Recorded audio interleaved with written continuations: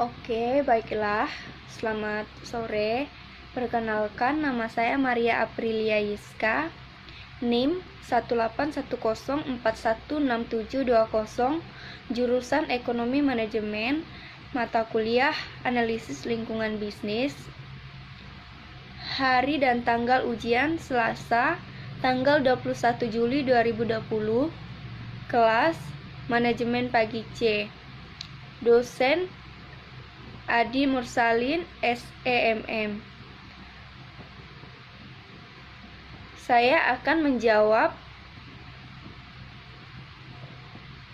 UAS Analisis Lingkungan Bisnis.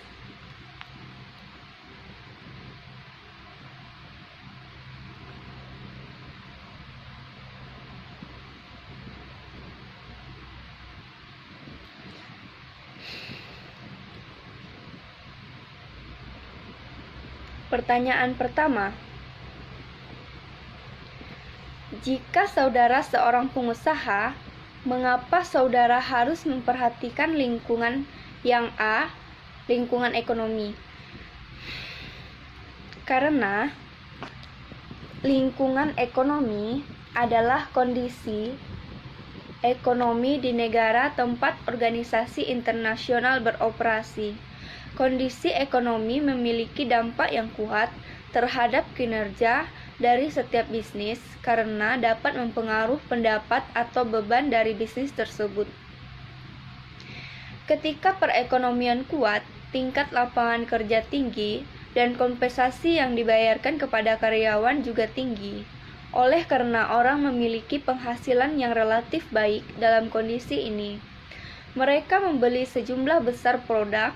Perusahaan yang menghasilkan produk-produk ini memperoleh manfaat dari besarnya permintaan perusahaan mempekerjakan banyak karyawan untuk memastikan bahwa perusahaan dapat menghasilkan produk dalam jumlah yang mencukupi guna memenuhi permintaan. Perusahaan juga dapat membayarkan upah yang tinggi kepada karyawan. Ketika perekonomian lemah, perusahaan cenderung memberhentikan sebagian karyawan dan tidak mampu membayarkan upah yang tinggi.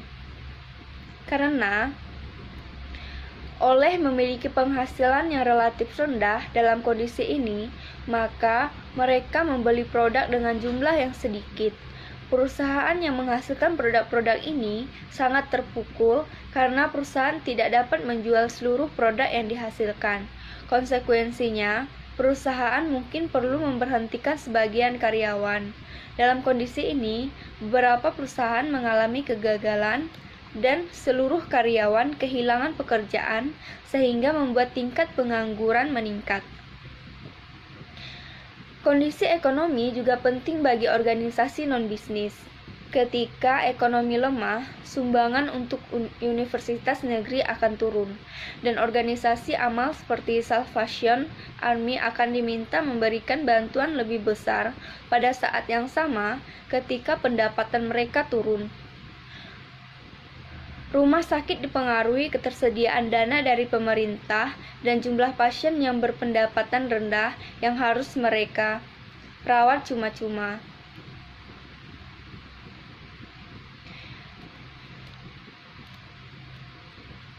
Krisis ekonomi yang terjadi pada bulan Juli tahun 1997 hingga kini terus berlanjut menerpa perekonomian Indonesia.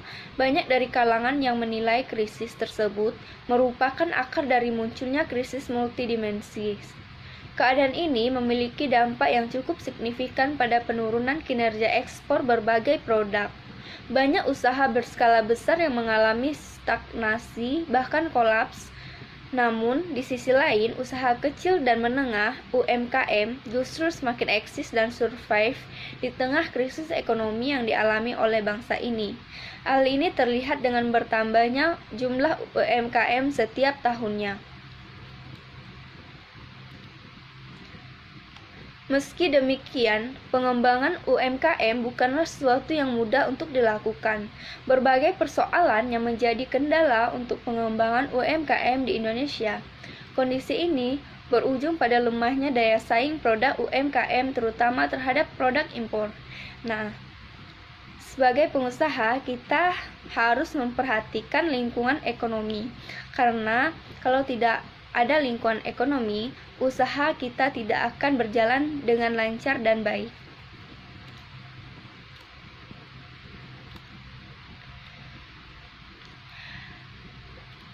Dan yang B, yaitu mengapa saudara harus memperhatikan lingkungan politik. Karena ketika kita mendengar pengusaha, umumnya yang terlintas pada pikiran kita hanyalah sekedar kegiatan jual beli, baik jasa ataupun dagang, tanpa terpengaruh dengan faktor yang ada di luar, seperti misalnya kebijakan politik. Padahal secara tidak langsung kegiatan ekonomi sangatlah berpengaruh dengan kebijakan-kebijakan politik ekonomi yang ada pada suatu pemerintahan. Disinilah peran para pengusaha yang dipaksa harus mengerti tentang politik, terutama politik ekonomi.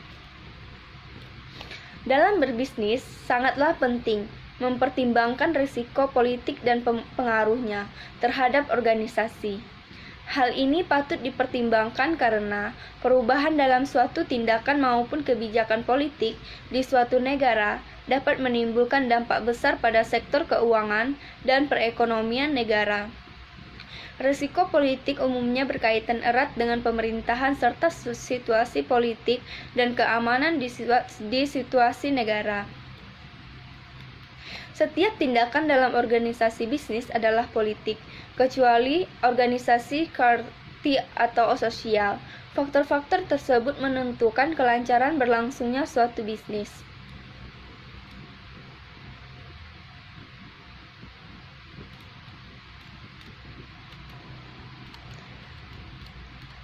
Tiap pembentukan pola bisnis juga senantiasa berkait erat dengan politik. Budaya politik merupakan serangkaian keyakinan atau sikap yang memberikan pengaruh terhadap kebijakan dan administrasi publik di suatu negara, termasuk di dalamnya pola yang berkaitan dengan kebijakan ekonomi atau perilaku bisnis. Terdapat politik yang dirancang untuk menjauhkan campur tangan pemerintah dalam bidang perekonomian atau bisnis. Sistemnya disebut sistem liberal dan politiknya demokratis. Adalah politik yang bersifat intervensionis secara penuh dengan dukungan pemerintahan yang bersih. Ada pula politik yang cenderung mengarahkan agar pemerintah terlibat atau ikut campur tangan dalam bidang ekonomi bisnis. Yang C, yaitu sosial. Mengapa saya harus memperhatikan lingkungan sosial?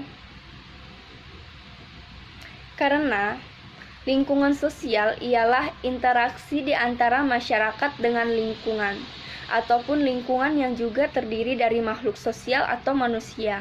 Lingkungan sosial inilah yang kemudian membentuk suatu sistem pergaulan yang memiliki peranan besar di dalam membentuk sebuah kepribadian seseorang, dan kemudian terjadilah sebuah interaksi di antara orang atau juga masyarakat dengan lingkungannya.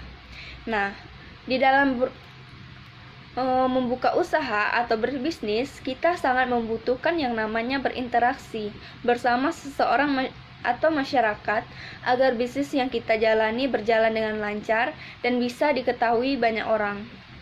Lingkungan sosial dari seseorang pertama kali dibentuk di dalam sebuah lingkungan keluarga, dan kemudian lingkungan keluarga yang menjadi media pertama yang memiliki pengaruh terhadap perilaku seseorang, dan yang paling utama yaitu anak-anak. Karena di dalam lingkungan keluarga, setiap anggota dari keluarga, terutama anak-anak, diberikan berbagai macam pendidikan supaya mampu menjadi seorang anak yang mandiri. Nah, kita diajarkan mandiri dengan membuka usaha agar kita bisa menjadi orang yang berguna dan tidak merepotkan orang-orang terdekat kita dan membuat mereka bahagia. Selain dapat mengarahkan anak menjadi mandiri, anak juga dapat mengambil suatu keputusan untuk dirinya sendiri, supaya bisa mengembangkan kemampuan dirinya seperti mental, sosial, emosional, ataupun fisik yang dipunyainya, sehingga anak tersebut bisa mengembangkan suatu kehidupan yang sehat serta produktif. Sebuah keputusan itu ialah sebuah usaha yang kita jalani dan kita dirikan. Yang D itu teknologi. Sebagai pengusaha, saya harus memperhatikan lingkungan teknologi, yaitu karena baik disadari atau tidak, teknologi tidak bisa terlepas dari kehidupan kita sehari-hari. Contoh paling dekat adalah pengguna smartphone untuk memudahkan hidup kita. Hal ini merupakan bukti bahwa teknologi telah masuk dalam berbagai bidang kehidupan kita. Salah satunya adalah bisnis. Di masa kini, bisnis yang tidak memanfaatkan teknologi tidak akan bisa maju mengikuti perkembangan zaman dan terancam bangkrut. Karena banyak pelaku bisnis yang memanfaatkan teknologi informasi untuk mendukung kemajuan bisnis untuk mendapatkan keuntungan yang lebih besar. Dengan hadirnya teknologi dalam bidang bisnis, secara tidak langsung memberikan dampak positif karena memunculkan berbagai manfaat yang memudahkan bisnis. Berikut adalah beberapa manfaat yang bisa Anda dapatkan ketika menerapkan teknologi dalam bisnis. Yang pertama, munculnya peluang bisnis baru. Dengan hadirnya teknologi akan muncul berbagai peluang baru yang bisa Anda manfaatkan. Kedua, mengurangi biaya produksi dan operasional. Kemajuan teknologi dan informasi dapat membantu perusahaan untuk mengurangi biaya produksi, sehingga perusahaan akan mendapatkan keuntungan yang besar dengan mengeluarkan pengeluaran yang sedikit. Ketiga, komunikasi yang simpel dan cepat. Dengan menerapkan teknologi, khususnya internet, dalam kegiatan bisnis akan memudahkan kegiatan komunikasi, seperti penggunaan email yang membuat mudah mengirim dan menerima dokumen, chat, serta video conferencing untuk mempercepat komunikasi. Itu dia beberapa manfaat teknologi dalam dunia bisnis. Melihat berbagai manfaat tersebut, akan sangat sayang bukan jika bisnis Anda tidak memanfaat teknologi. Yang E, etika atau lingkungan. Sebagai pengusaha, saya harus memperhatikan lingkungan etika, yaitu karena etika bisnis dapat diartikan sebagai peraturan tidak tertulis sebagai landasan norma dan perilaku yang harus dipatuhi oleh seluruh lapisan dalam perusahaan. Dengan menjalankan etika bisnis yang baik, sebuah perusahaan bisa mendapatkan nilai dan kepercayaan lebih dari masyarakat, negara, dan bahkan kompetitornya. Tujuan akhir dari etika bisnis tentu melibatkan keberlangsungan perusahaan. Dalam jangka pendek, perusahaan dengan etika yang baik akan mendapatkan nilai pandangan positif sehingga lebih dengan dianggap terpercaya.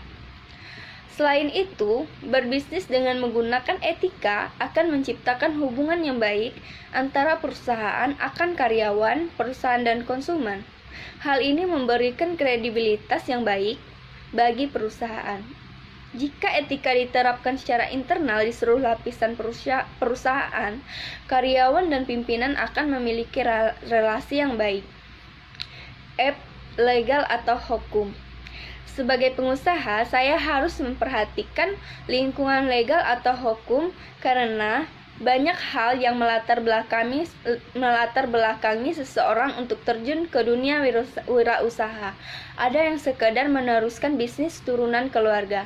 Ada yang terpaksa memulai usaha karena tak kunjung mendapat pekerjaan. Ada pula yang memang bercita-cita menjadi pengusaha dan berusaha mewujudkannya. Hal apapun yang mendorong seseorang untuk terjun ke dunia wirausaha, hendaknya setiap wirausaha menjadi individu yang melek hukum. Melek hukum yang dimaksud adalah pengetahuan mengenai kepengurusan usaha secara legal, sistemnya perhitungan pajak, bentuk-bentuk badan usaha, serta hal lainnya. Pasalnya dalam atmosfer dunia bisnis dewasa ini semakin banyak saja bahaya usaha yang bisa saja dialami. Siapa saja yang tak paham tentang hukum, hal-hal kecil seperti perjanjian pekerjaan hingga pengurus hak milik usaha menjadi faktor penentuan yang tidak bisa diabaikan begitu saja. Mempelajari pengetahuan hukum sebaiknya dilaksanakan sejak dini saat memulai suatu bisnis, sehingga seiring dengan berjalannya waktu, perkembangan bisnis dapat sejalan dengan meningkatnya pengetahuan si pengusaha akan berbagai peraturan hukum serta perizinan bisnis yang berlaku. Berikut ini adalah beberapa poin penting mengenai pengetahuan hukum, yaitu harus dipelajari dan dipahami oleh seorang pengusaha.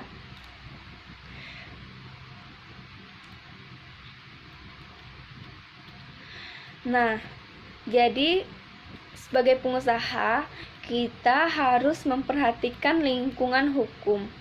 Karena berbisnis juga harus memperhatikan hukum yang berlaku. Soal nomor 2. Jelaskan apa yang dimaksud dengan strategi pasar. Strategi pasar adalah alat fundamental yang direncanakan untuk mencapai perusahaan dengan mengembangkan keuntungan bersaing berkesinambung melalui pasar yang dimasuki dan program pemasaran yang digunakan untuk melayani pasar sasaran tersebut. Soal nomor 3, jelaskan apa yang dimaksud dengan strategi bukan pasar atau non-market strategi. Strategi non-pasar adalah istilah luas yang mengacu pada kegiatan perusahaan di luar pasar yang dapat membantunya mendapat keuntungan kompetitif atau baron. Ini mencakup strategi politik bisnis dan strategi politik swasta. Soal yang keempat, jelaskan konsep 4I dalam menganalisis lingkungan bisnis, yaitu scanning, mengidentifikasi tanda-tanda awal perubahan lingkungan dan tren. Kedua, monitoring, menentukan arti melalui observasi secara terus-menerus terhadap perubahan lingkungan dan tren. Ketiga, forecasting, membuat proyeksi perkiraan hasil berdasarkan perubahan dan tren yang dimonitor. Keempat, assessing, menentukan waktu dan arti penting perubahan lingkungan dan tren terhadap strategi dan manajemen perusahaan. Soal nomor 5. Coba saudara cari buku mengenai cara melakukan bisnis atau tip untuk menjadi pebisnis sukses dan jelaskan isi dari buku tersebut dan apa manfaatnya bagi saudara, dan sebutkan judul buku, jumlah halaman, dan isi dari buku tersebut. Isi dari buku yaitu, dalam bukunya yang berjudul Wirausaha Muda Mandiri, terpapar banyak kisah inspiratif para pengusaha muda yang memulai bisnisnya sejak duduk di bangku sekolah. Kini orang-orang muda juga bisa berwirausaha, paparnya dalam sebuah buku. Peluang itu kini terbuka luas, bukan lagi hal yang tabu profesi wirausaha saat bersekolah. Hal itu telah menjadi profesi terhormat dalam masyarakat, disukai calon mertua, didukung perbankan, dan menjadi bintang di sekolah. Buku ini berisi kisah inspirasi dari 24 orang entrepreneur muda yang memulai usaha sejak duduk di bangku sekolah, mengalami jatuh bangun sebelum sukses.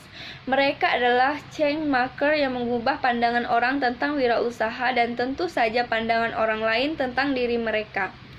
Resiko diukur bukan untuk dihindari, tetapi untuk ditemani dan dihadapi.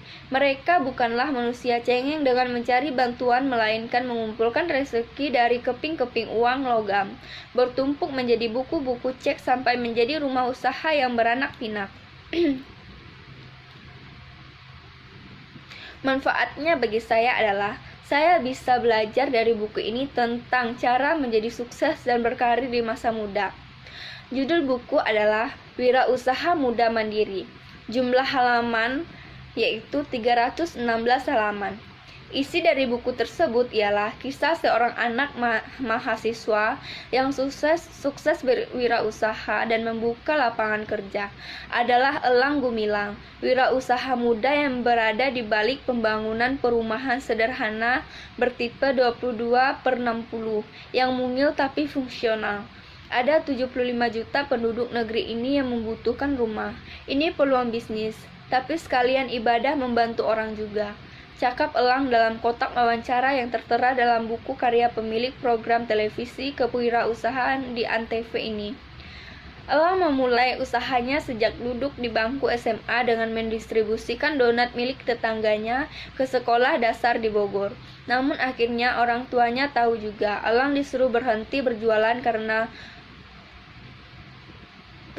uang telah menjelang, dilarang berjualan donat. Elang tertantang mencari uang dengan cara lain. Elang menggunakan perlombaan-perlombaan sebagai ajang mengumpulkan uang guna modal usaha berikutnya. Setelah lulus SMA, Elang melanjutkan kuliah di Fakultas Ekonomi IPB. Bermodalkan uang 1 juta, Elang kembali mengepakkan sayapnya dengan menjual sepatu di asrama IPB. Dalam waktu singkat, uang 1 juta pun berlipat menjadi 3 juta. Sayangnya, setelah berjalan beberapa tahun, supplier menurunkan kualitas sepatu.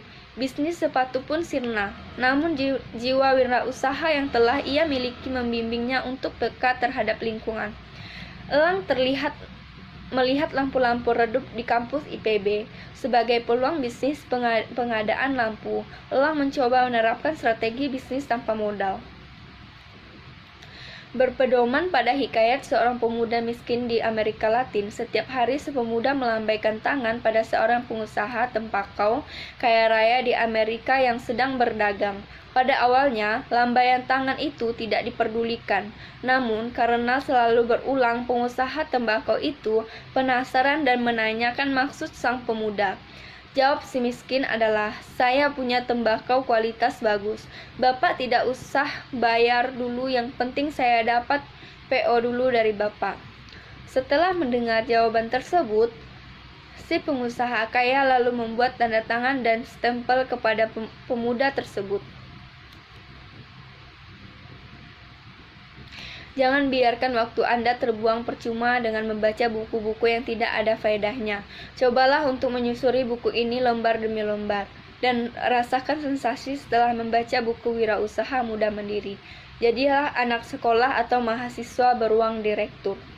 Sekian jawaban UAS analisis lingkungan bisnis dari saya. Sekian dan terima kasih.